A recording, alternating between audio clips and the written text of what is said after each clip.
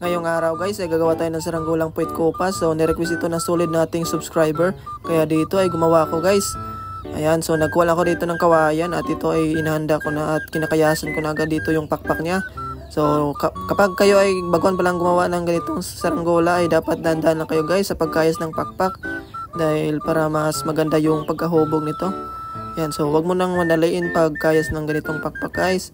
So pag ganyan na guys ay ayos na yan at kayasan lang natin ng konti. At i-curve natin yan guys. Pag ganyan na yung kanyang curve ay maayos na yan guys. At next naman natin gagawin dito ay yung sa kabila naman na pakpak yung isa. Ayan, so kayasan lang natin dito. So pinapas forward ko lang dito guys ng pagkakayas. Ganyan lang ako magkayas dito guys ng pakpak ng saranggola. Sobrang dali lang to guys. Ayan, so natapos ko rin nakayasan at ganito na yung itsura niya.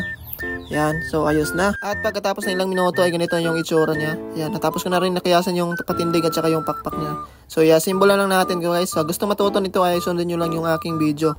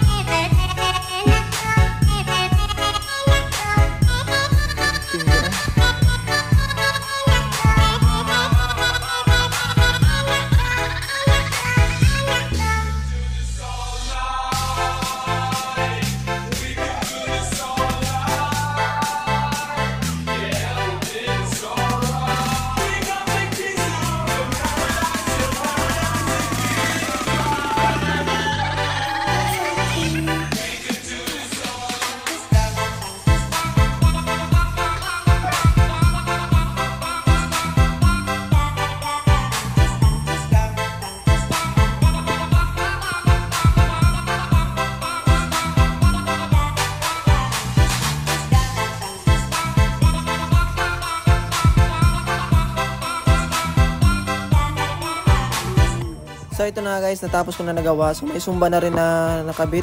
At ito yung parisukat ko guys, 2 tali sa taas. So ganyan. So ganyan ako magparisukat guys. Napaka simple lang. Ayan, so pag ganyan kasi ng parisukat guys ay madali lang siyang adjustan yung killing, kung may killing ba siya. So ayan.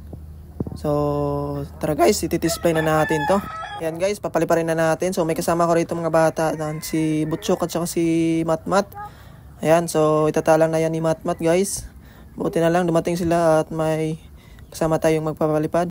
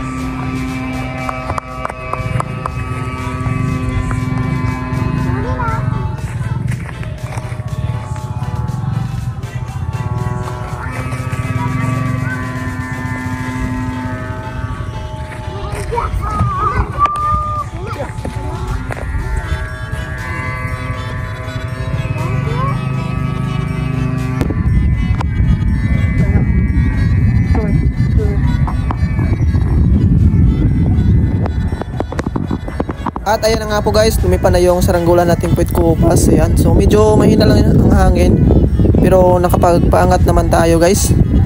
Ayan, so kahit na papaano. Ayun.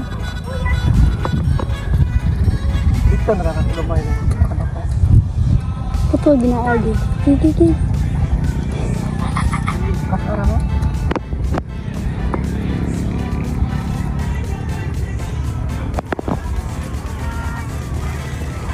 Tingnan man ang mabigtan.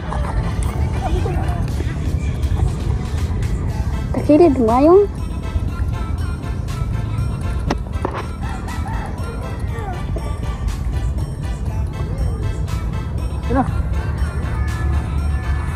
Hala. Panawi, ito.